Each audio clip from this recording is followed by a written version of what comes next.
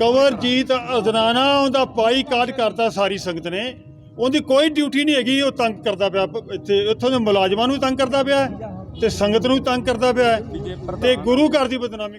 नहीं कोई स्पोक्समैन नहीं हैगा। ये बड़ा चालू जिहा बंदा है। कोई स्पोक्समैन नहीं, कुछ भी नहीं हैगा। ये गल्लां नाल ही चौधरी बनिया है। गुरु घर की संपत्ति का दुरुपयोग व कर्मचारियों के साथ दुर्व्यवहार करने के चलते सिख संगत ने कंवरजीत सिंह अजराना का किया बहिष्कार। कहा प्रवक्ता नहीं चालू इंसान।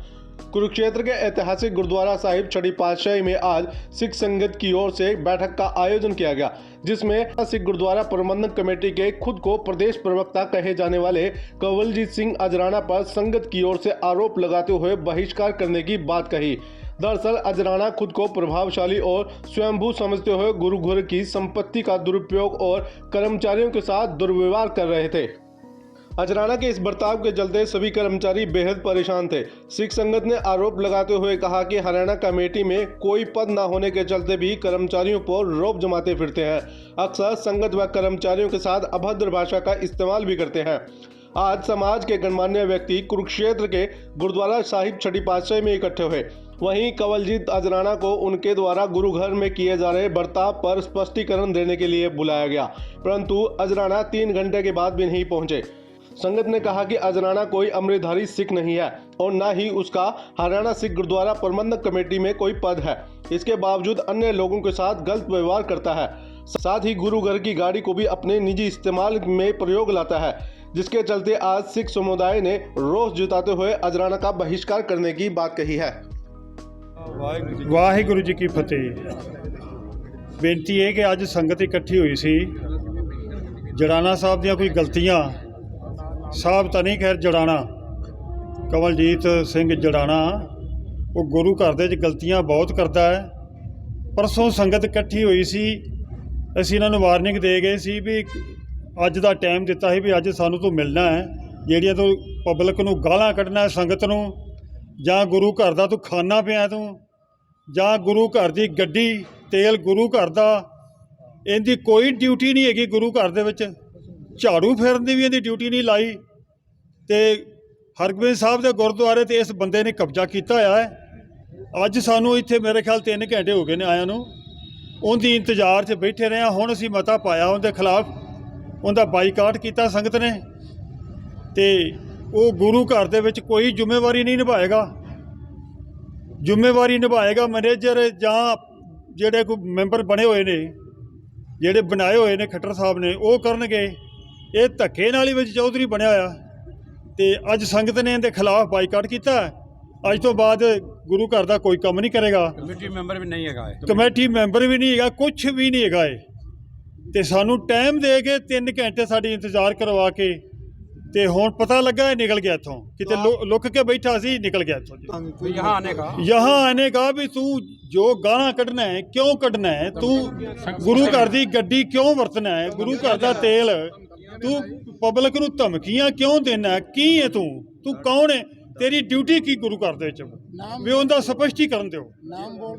नाम अजराना कंवरजीत अजराना पूरी तरह से बाईकाट कर दिया जी। कंवरजीत अजराना उनका बाईकाट करता सारी संगत ने, उनकी कोई ड्यूटी नहीं हैगी। वो तंग करता पाया इत्थे इत्थों दे मुलाजमां नूं तंग करता पाया ते संगत नूं तंग करता पाया ते गुरु घर की बदनामी कराउंदा। कंवरजीत अजराना अपने आप स्पोक्समैन कहता है। नहीं कोई स्पोक्समैन नहीं हैगा। ये बड़ा चालू जिहा बंदा है। कोई स्पोक्समैन नहीं, कुछ भी नहीं हैगा।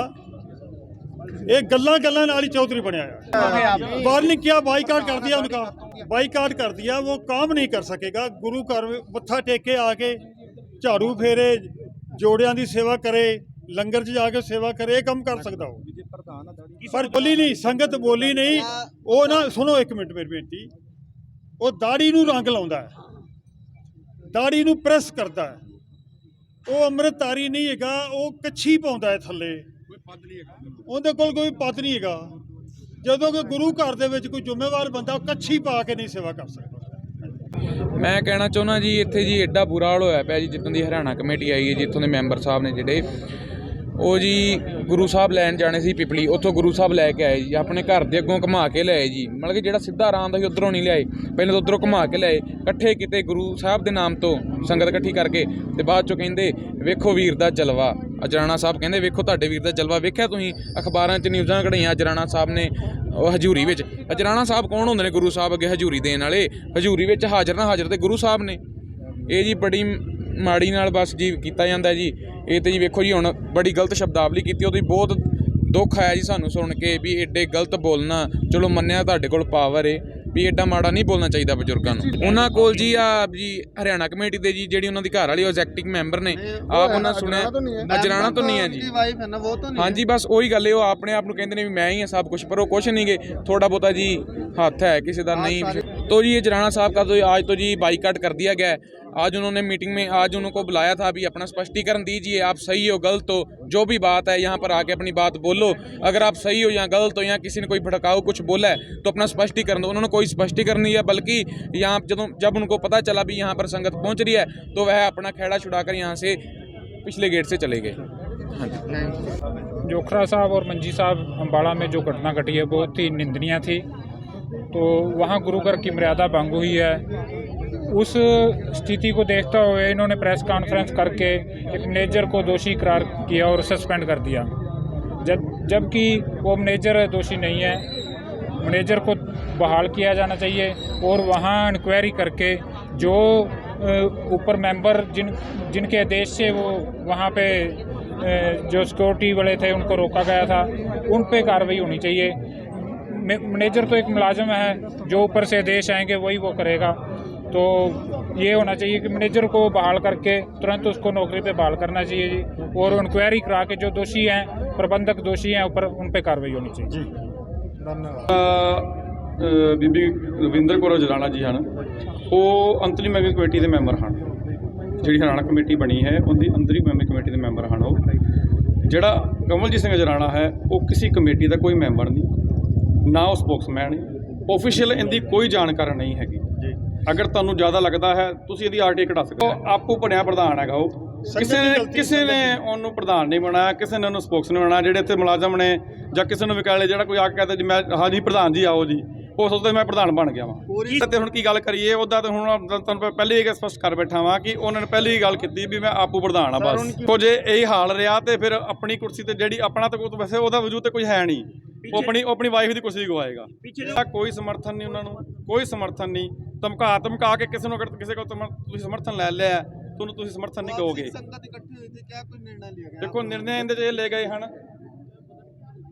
ਨਿਰਣय ਇਹ ਲੈ ਗਏ ਹਨ। ਦੇਖੋ ਪਤਾ ਲੱਗਿਆ ਸੀ ਪਿੱਛੇ ਬਈ 6 ਮਾਰਚ ਦੇ ਇਲੈਕਸ਼ਨ ਸੀਗੇ ਹਰਿਆਣਾ ਕਮੇਟੀ ਦੇ, ਜੋ ਕਿ ਬੱਚਿਆਂ ਦੇ ਪੇਪਰਾਂ ਨੂੰ ਵੇਖਦੇ ਆਇਆ ਉਹ ਅੱਗੇ ਕਰ ਦਿੱਤੇ ਗਏ ਹਨ। ਇਹ ਦੇਖੋ ਜਿੰਦੀ ਵੀ ਸਿਸਟਮ ਹੈ ਸਾਨੂੰ ਪਤਾ ਸੀ ਵੀ ਅੱਗੇ ਹੋਣੇ ਹਨ। ਪਹਿਲੇ ਉਹ 3 ਮਾਰਚ ਦੇ ਹੋਣੇ ਸੀ, ਹੋਣੇ ਸੰਡੇ ਨੂੰ ਹੁੰਦੇ ਨੇ, ਲੇਕਿਨ ਇਹ ਜਾਣ ਬੁੱਝ ਕੇ 6 ਤਰੀਕ ਦੇ ਰੱਖੇ ਗਏ ਤਾਂ ਕਿ ਅੱਗੇ ਕਰ ਸਕਣ ਇਸ ਚੀਜ਼ ਨੂੰ। ਸੋ ਜਿਹੜੇ ਹੁਣ ਅਗਲੇ ਇਲੈਕਸ਼ਨ ਹੋਣਗੇ ਇਹ ਅਸੀਂ ਸਪਸ਼ਟ ਕਰ ਦਈਏ, ਜਿਹੜਾ ਵੀ ਇਲੈਕਸ਼ਨ 'ਚ ਖੜਾ ਹੋਏਗਾ ਸਾਫ ਸੁਥਰੀ ਛਵੀ ਦਾ ਇੱਥੇ ਸਿੱਖ ਖੜਾ ਹੋਏਗਾ, ਜੋ ਗੁਰੂ ਘਰ ਦੀ ਸਹੀ ਤਰੀਕੇ ਨਾਲ ਮਰਿਆਦਾ ਚਲਾ ਸਕੇ। ਸੰਗਤ ਉਹਨੂੰ ਸਮਰਥਨ ਦੇਗੀ। ਉਹ ਇਸ ਬਾਰੇ ਅਸੀਂ ਬੇਨਤੀ ਕਰਾਂਗੇ ਜ਼ਰੂਰ ਸੰਗਤਾਂ ਨੂੰ ਵੀ ਅੱਗੇ ਕਦੀ ਵੀ ਇਲੈਕਸ਼ਨ ਹੁੰਦੇ ਹਨ, ਜਿਹੜਾ ਵੀ ਸਾਫ ਸੁਥਰੀ ਛਵੀ ਦਾ ਕੋਈ ਅਗਰ ਇਲੈਕਸ਼ਨ 'ਚ ਖੜਾ ਹੁੰਦਾ ਹੈ ਉਹਨੂੰ ਤੁਸੀਂ ਸਮਰਥਨ ਦਿਓ, ਨਾ ਕਿ ਐਵੇਂ ਦੇ ਚੋਰਾਂ ਨੂੰ। ਇਹ ਚੋਰ ਨੇ ਗੁਰੂ ਘਰ ਦੇ।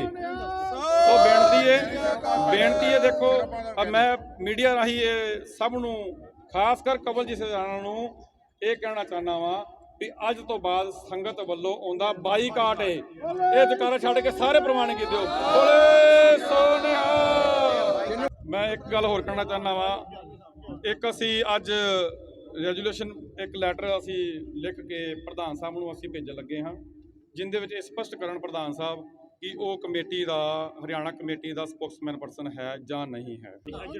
ਉਹਨਾਂ ਦਾ ਵਜੂਦ ਹੀ ਕੋਈ ਨਾਲ, ਉਹਨਾਂ ਦੇ ਜਿਹੜੇ ਬੰਦੇ ਨੇ ਨਾ ਉਹ ਕਮੇਟੀ ਦੇ ਗਿੱਲ ਸਾਹਿਬ ਨੂੰ ਜਾਣਦਾ ਕੌਣ ਹੈ, ਮੱਕੜ ਸਾਹਿਬ ਨੂੰ ਕੌਣ ਜਾਣਦਾ ਹੈ। ਹੁਣ ਛੱਡੋ ਇਸ ਗੱਲ ਨੂੰ, ਇਹ ਗੱਲ ਵੱਖਰੀ ਹੈ।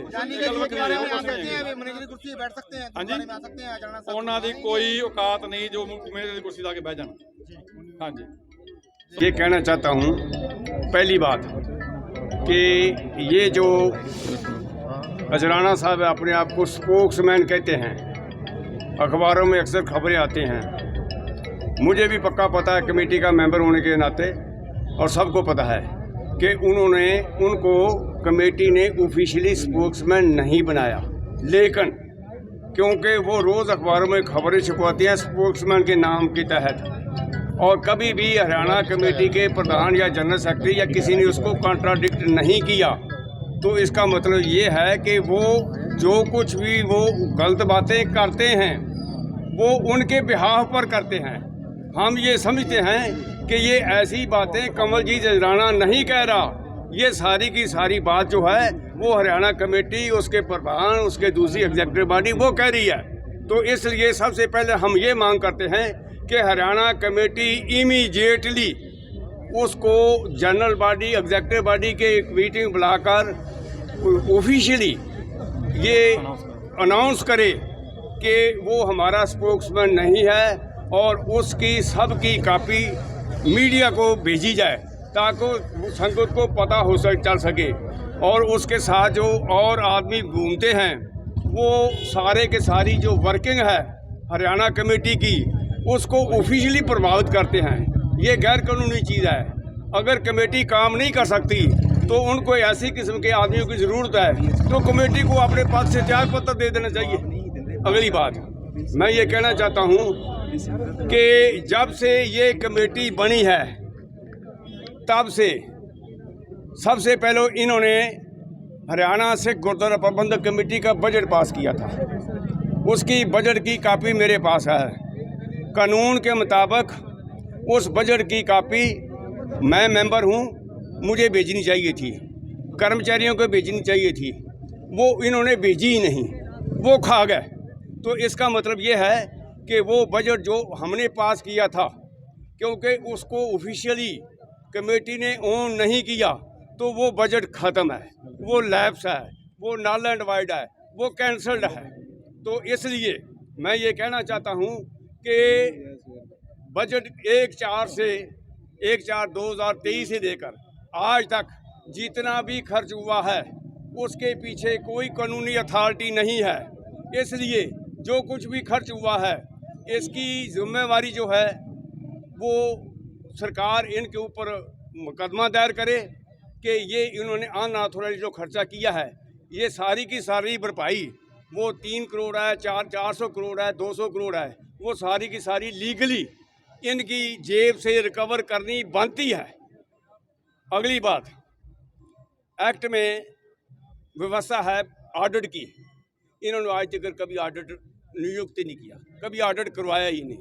जनरल बॉडी से इन्होंने ऑथोराइजेशन ही नहीं दी, और इन्होंने आज तक सिख जुडिशल कमीशन नहीं बनाया, जिसका नतीजा ये है कि अभी तक जो भी हमारे गुरुद्वारा साहिबान हैं उनकी ज़मीनें लोगों ने कब्ज़े में ली हुई हैं, और वो सारी की सारी जो है कार्रवाई वो नील है। तो कहने का मतलब ये है कि ये कमेटी जिसकी एक्ट के पहले पैरे में लिखा हुआ है कि इसकी जिम्मेवारी है कि वे गुरुद्वारा की ज़मीन जायदाद उसका प्रबंध करेगी, वो प्रबंध करने की बजाय उसको लूट रही है, खा रही है, बर्बाद कर रही है। तो संगत में इस बात के लिए सख्त रोष है। इसका एक ही हल है, हरियाणा सरकार आज की संगत के माध्यम से मैं हरियाणा सरकार को ये कहना चाहता हूँ कि वो कभी कोई बहाने लाकर जो डेमोक्रेटिक सिस्टम है इसको आगे मत डाले, तुरंत इसका इलेक्शन कराए, और इनकी जो लूट चल रही है उसको ख़त्म करने का एक माध्यम यही है कि इस कमेटी की तुरंत छुट्टी की जाए, और इनकी जो वर्किंग है सारी की सारी, चाहे वो एडमिनिस्ट्रेटिव है चाहे वो फाइनेंशियल है, उसका सरकार ऑडिट करे और संगत के सामने पेश करे ताकि सबको पता चले कि ये क्या हो रहा है। ये एक नादरशाही लूट है। मैं संगत के माध्यम से ये मांग करता हूँ कि ये लूट सरकार की वजह से हो रही है। इससे बड़ी लूट क्या हो सकती है कि ना रूल्स है ना रेगुलेशन है। सरकार ने रूल्स बनाने थे, सरकार ने रूल्स नहीं बनाए, तो कमेटी ने रेगुलेशन बनाने थे, कमेटी ने रेगुलेशन नहीं बनाए। क्या कोई ऐसी संस्था संसार में है? छोटी से छोटी जो संस्था है वो पंचायत है, ये तो सारी स्टेट की है, सारी स्टेट की संस्था है, और इसका ऑडिट नहीं हो रहा और इसका कुछ भी नहीं हो रहा, ना रूल्स ना रेगुलेशन। कभी किसी को कह देती हैं कि तुम्हारी बदली, कभी किसी को कह देते हैं कि तुम्हारी छुट्टी, कभी किसी को कहते हैं कि तुम्हें पादूत कर दिया, कभी कह देते हैं कि तुम्हें डिमोट कर दिया। उसकी अथॉरिटी क्या है इनके पास? ये जो केस है ना, ये तो एक मैनेजर जीवी रेड्डी गुरुद्वारे का, वो मुझे आज भी मिला है। वो बोल रहे हैं कि मेरे साथ बहुत अन्याय हुआ है, मैं लूट रोकता था, लूट मेंबरों की लूट रोकता था, तो इन्होंने मुझे मैनेजर की बजाय, सुपरवाइज़र की बजाय क्लर्क बनाकर मुझे रतिया भेज दिया है।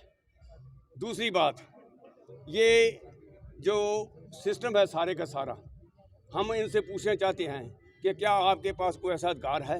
जब आपके पास अधिकार ही नहीं है, अधिकार तो इन्होंने लेना था, लिया ही नहीं है। कानून तो इनको देना चाहता था, लेकिन इन्होंने लिया ही नहीं है। तो ये इस किस्म की कार्रवाई हैं, ये एक नहीं अनेक हैं। इनको बंद होने का एक ही तरीका है कि ये जल्दी से जल्दी सरकार इसका चुनाव कराए। अगर सरकार चुनाव नहीं करती तो सिख संगत में इसका बड़ा रोष पैदा होगा और वो सरकार के हित में नहीं होगा। सरकार को इस बात को समझनी चाहिए, लोगों की नब्ज़ पहचाननी चाहिए और लोगों की इच्छा के मुताबिक सरकार को काम करना चाहिए और इस कमेटी की जल्दी से जल्दी छुट्टी होनी चाहिए। Thank you very much.